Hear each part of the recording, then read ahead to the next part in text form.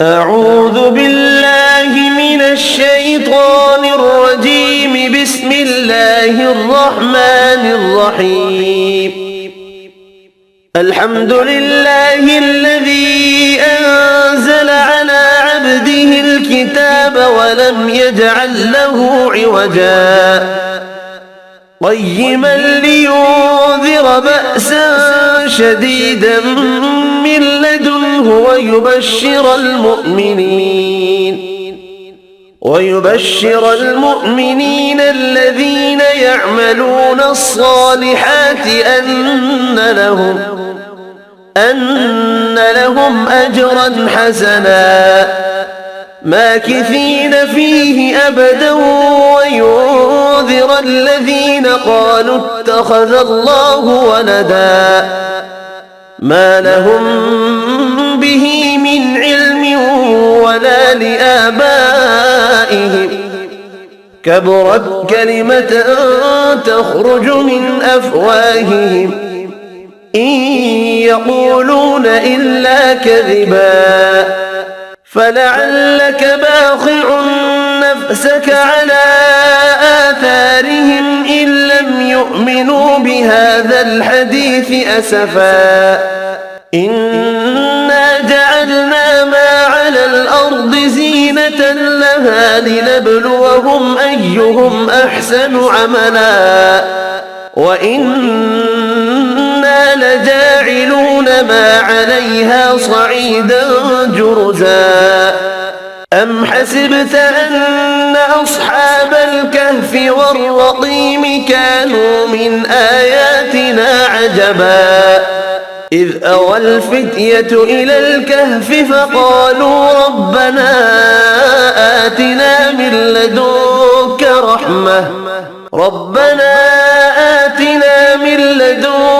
رحمة وهيئ لنا من أمرنا رشدا فضربنا على آذانهم في الكهف سنين عددا ثم بعثناهم لنعلم أي الحزبين أحصى لما لبثوا أمدا نحن نقص عليك نبأهم بالحق إنهم فتية آمنوا بربهم وزدناهم هدى وربطنا على قلوبهم إذ قاموا فقالوا ربنا رب السماوات والأرض لن ندعو من دونه إلها لقد قلنا إذا شططا هؤلاء قومنا اتخذوا من دونه آلهة لولا يأتون عليهم بسلطان بين فمن أظلم ممن افترى على الله كذبا وإذ اعتزلتموهم وما يعبدون إلا الله فأووا إلى الكهف ينشر لكم ربكم من رحمته ويهيئ لكم من أمركم مرفقا وترى الشمس إذا طلعت تزاور عن كهفهم ذات اليمين وإذا غربت تقرضهم ذات الشمال وهم في فجوة منه ذلك من آيات الله من يهد الله فهو المهتد ومن يضلل فلن تجد له وليا مرشدا وتحسبهم أيقاظا وهم رقود ونقلبهم ذات اليمين وذات الشمال وكلبهم باسط ذراعيه بالوصيد لو اطلعت عليهم لوليت منهم فرارا ولملئت منهم رعبا وكذلك بعثناهم ليتساءلوا بينهم قال قائل منهم كم لبثتم قالوا لبثنا يوما أو بعض يوم قالوا ربكم أعلم بما لبثتم فابعثوا أحدكم بورقكم هذه إلى المدينة فلينظر أيها أزكى طعاما فليأتكم برزق منه وليتلطف ولا يشعرن بكم أحدا إنهم إن يظهروا عليكم يرجموكم أو يعيدوكم في ملتهم ولن تفلحوا إذا أبدا وكذلك أعثرنا عليهم ليعلموا أن وعد الله حق وأن الساعة لا ريب فيها إذ يتنازعون بينهم أمرهم فقالوا ابنوا عليهم بنيانا ربهم أعلم بهم قال الذين غلبوا على أمرهم لنتخذن عليهم مسجدا سيقولون ثلاثة رابعهم كلبهم ويقولون خمسة سادسهم كلبهم رجما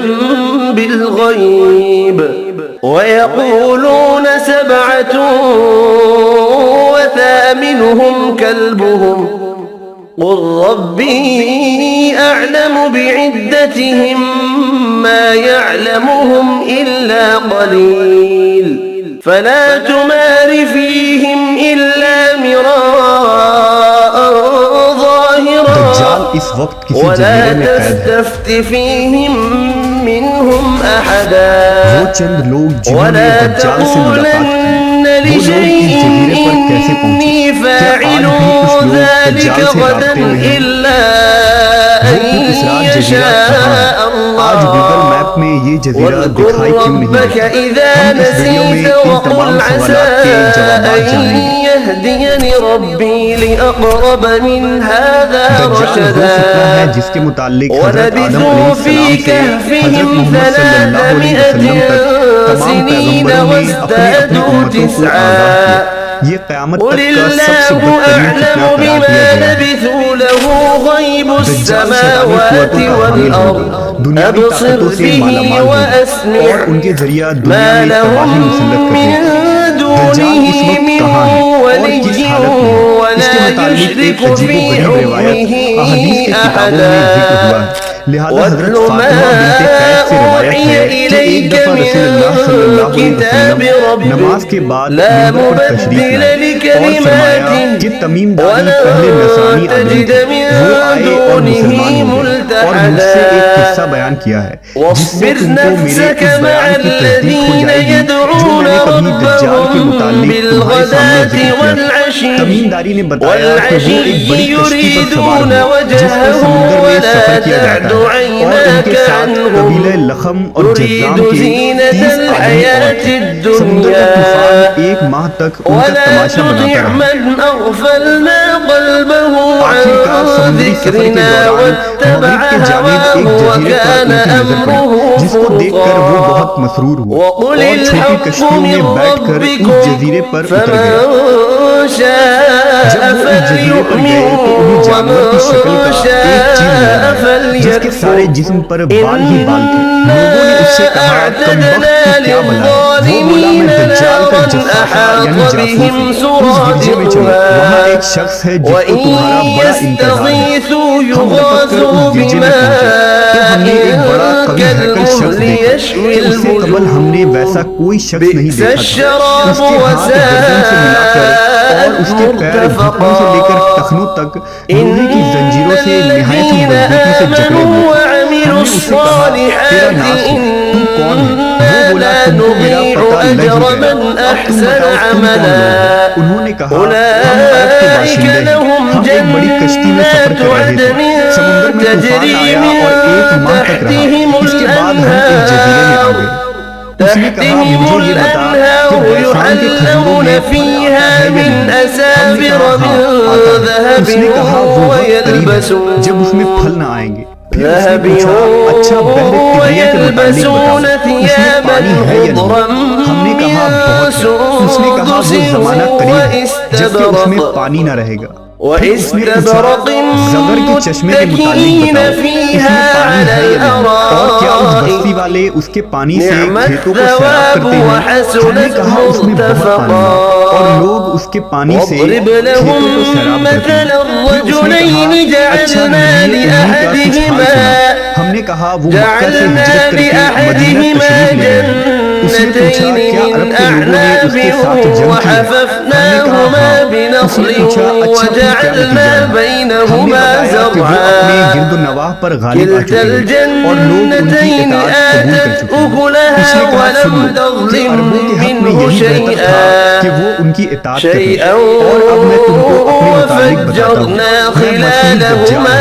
اور وہ وقت قریب ہے جب کہ مجھ کو یہاں سے باہر نکلنے کی اجازت مل جائے گی. میں باہر نکل کر تمام زمینوں پر گھوموں گا. 40 دن کے اندر اندر کوئی بستی ایسی نہ رہے گی جس میں میں داخل نہ ہوں سوائے مکہ اور مدینہ کے. ان دونوں مقامات میں میرا داخلہ ممنوع ہے. نبی صلی اللہ علیہ وسلم نے اپنا عصا مبارک منبر پر مار کر فرمایا یہ طیبہ ہے, یہ طیبہ ہے. میں تم کو یہی بتایا کرتا تھا, جان لو کہ دجال نہ شام کے سمندر میں ہے اور نہ ہی یمن کے سمندر میں, بلکہ وہ مشرق میں ہے. اور نبی صلی اللہ علیہ وسلم نے مشرق کی طرف ہاتھ سے اشارہ فرمایا. حضرت تمیم داری اور ان کے ساتھیوں نے جس جزیرے پر دجال سے ملاقات کی تھی اس کا علم آج تک کسی کو نہیں ہو سکا, لیکن اس بارے میں بہت سارے دعوے کیے جاتے ہیں کہ وہ پر اسرار جزیرہ کہاں ہے جہاں دجال زنجیروں میں جکڑا قید ہے. بعض لوگوں کا گمان ہے کہ بحر عرب میں موجود سترہ نامی جزیرہ ہی وہ جزیرہ ہے جہاں دجال قید ہے. یہ جزیرہ نہایت ہی عجیب و غریب مقام ہے. جزیرہ سترہ ملک یمن کا حصہ ہے اور ساحل سے 400 کلومیٹر کے فاصلے پر موجود ہے. اس جزیرے پر موجود چرند و پرند اور بہت سارے درخت باقی دنیا سے بہت مختلف ہیں. ڈریگن بلیڈ کے نامی عجیب و غریب درخت بھی اسی جزیرے میں اگتا ہے جس کے تنے سے خون رنگ کا عرق نکلتا ہے اور ایسا لگتا ہے جیسے اس درخت سے خون بہ رہا ہو. اس کے علاوہ بھی اس جزیرے میں حیران کر دینے والے 700 اقسام کے درخت اور مخلوقات پائے جاتے ہیں. اس جزیرے پر ایک پہاڑ بھی موجود ہے جہاں ایک مشہور غار الحوق جو 3 کلومیٹر طویل ہے. اتنا بڑا غار پورے مشرق وسطیٰ میں کہیں موجود نہیں. جیسا کہ حدیث میں ذکر ہے کہ دجال کا ظہور مشرق سے ہوگا اور ایسی جگہ پر ہوگا جہاں سے وہ مشرق وسطیٰ کو متاثر کر سکے. لہذا ان تمام نشانیوں کی وجہ سے لوگ اس جزیرے کو دجال کا جزیرہ قرار دیتے ہیں. فأصبح يقلب كفيه على ما أنفق فيها وهي خاوية على عروشها ويقول يا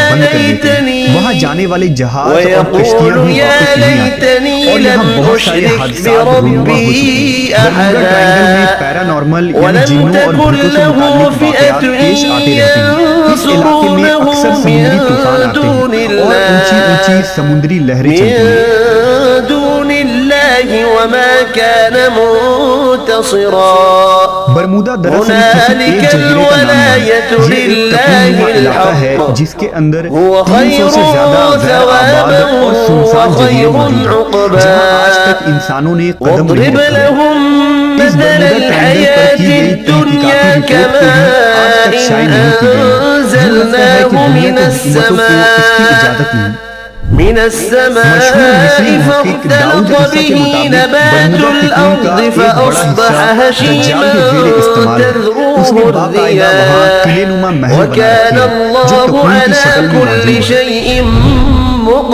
تاریخ میں دجال کے جزیرے کے متعلق ایک مشہور دعویٰ اسماعیل الدہر اور جغرافیہ داں پیری رئیس کا ہے، جس نے خلافت عثمانیہ کے دور میں دنیا کا ایک نقشہ تیار کیا تھا۔ اس نقشے کو اگر ہم دیکھیں تو اس میں ایک پر اسرار مقام کی نشاندہی کی گئی ہے، جہاں اس نے ایک عجیب مخلوق کی تصویر بھی دکھائی جو آدھے انسان اور آدھے جانور کی طرح نظر آتا ہے، جسے لوگوں نے دجال قرار دیا ہے۔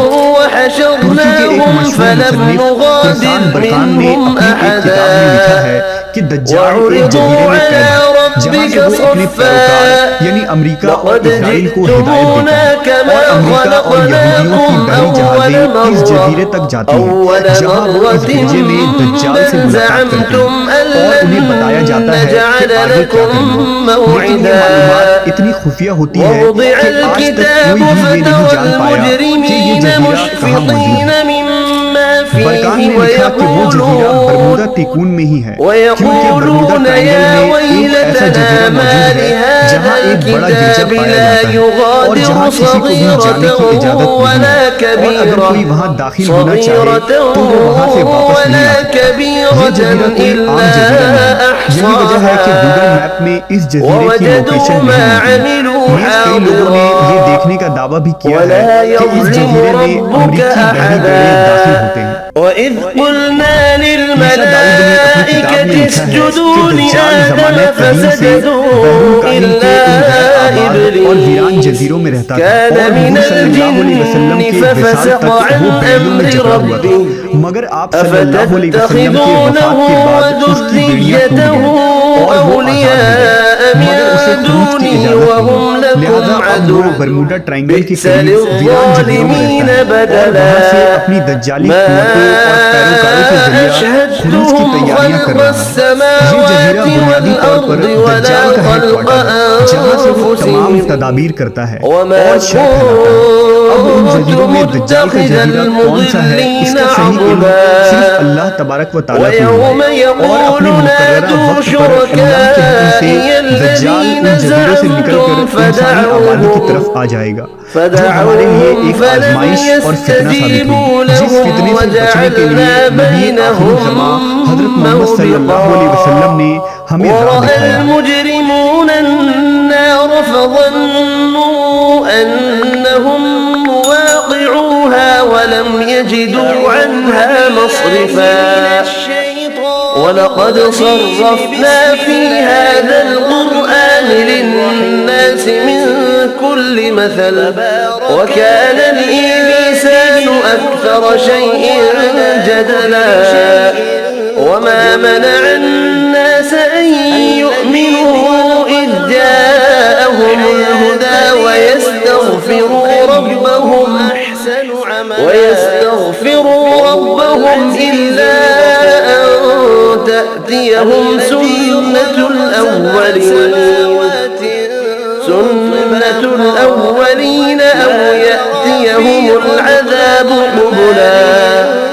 وَمَا نُرْسِلُ الْمُرْسَلِينَ إِلَّا مُبَشِّرِينَ وَمُنذِرِينَ وَيُجَادِلُ الَّذِينَ كَفَرُوا بِالْبَاطِلِ لِيُدْحِضُوا بِهِ الْحَقَّ وَاتَّخَذُوا آيَاتِي وَمَا أُنذِرُوا هُزُوًا وَمَنْ أَظْلَمُ مِمَّن ذُكِّرَ بِآيَاتِ رَبِّهِ فَأَعْرَضَ عَنْهَا وَنَسِيَ مَا قَدَّمَتْ يَدَاهُ إِنَّا جَعَلْنَا عَلَى قُلُوبِهِمْ أَكِنَّةً أَن يَفْقَهُوهُ وَفِي آذَانِهِمْ وَقْرًا وَإِن تَدْعُهُمْ إِلَى الْهُدَى فَلَن يَهْتَدُوا إِذًا أَبَدًا وَرَبُّكَ الغفور ذو الرحمة لو يؤاخذهم بما كسبوا لعجل لهم العذاب بل لهم موعد لن يجدوا من دونه موئلا وتلك القرى أهلكناهم لما ظلموا وجعلنا لمهلكهم موعدا وإذ قال موسى لفتاه لا أبرح حتى أبلغ مجمع البحرين أو أمضي حقبا فلما بلغا مجمع بينهما نسيا حوتهما فاتخذ سبيله في البحر سربا فلما جاوزا قال لفتاه آتنا غداءنا لقد لقينا من سفرنا هذا نصبا قال أرأيت إذ أوينا إلى الصخرة فإني نسيت الحوت وما أنسانيه إلا الشيطان أن أذكره واتخذ سبيله في البحر عجبا قال ذلك ما كنا نبغي فارتدا على آثارهما قصصا فوجدا عبدا من عبادنا آتيناه رحمة من عندنا وعلمناه من لدنا علما قال له موسى هل أتبعك على أن تعلمني مما علمت رشدا قال إنك لن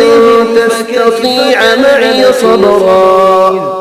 وكيف تصبر على ما لم تحط به خبرا قال ستجدني إن شاء الله صابرا ولا أعصي لك أمرا قال فإن اتبعتني فلا تسألني عن شيء حتى أحدث لك منه ذكرا فانطلقا حتى إذا ركبا في السفينة خرقها قال أخرقتها لتغرق أهلها لقد جئت شيئا إمرا قال ألم أقل إنك لن تستطيع معي صبرا قال لا تؤاخذني بما نسيت ولا ترهقني من أمري عسرا فانطلقا حتى إذا لقيا غلاما فقتله قال أقتلت نفسا زكية بغير نفس لقد جئت شيئا نكرا قال ألم أقل لك إنك لن تستطيع معي صبرا قال إن سألتك عن شيء بعدها فلا تصاحبني قد بلغت من لدني عذرا فانطلقا حتى إذا أتيا أهل قرية استطعما أهلها فأبوا أن يضيفوهما فوجدا فيها جدارا يريد أن ينقض فأقامه قال لو شئت لاتخذت عليه أجرا قال هذا فراق بيني وبينك سأنبئك بتأويل ما لم تستطع عليه صبرا أما السفينة فكانت لمساكين يعملون في البحر فأردت أن أعيبها وكان وراءهم ملك نصبا وأما الغلام فكان أبواه مؤمنين فخشينا أن يرهقهما طغيانا وكفرا فأردنا أن يبدلهما ربهما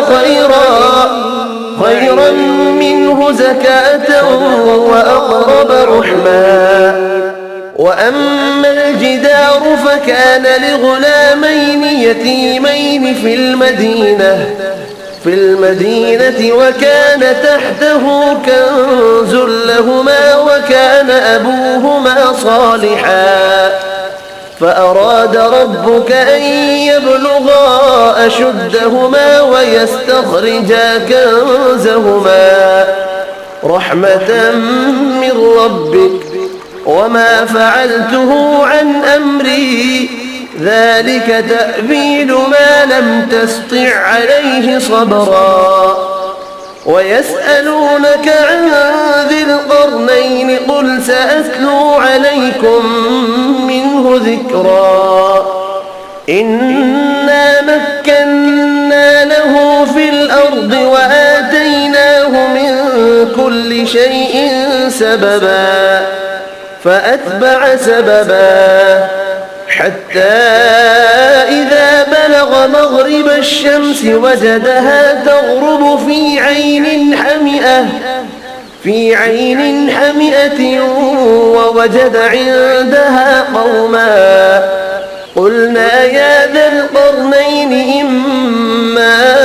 أن تعذب وإما أن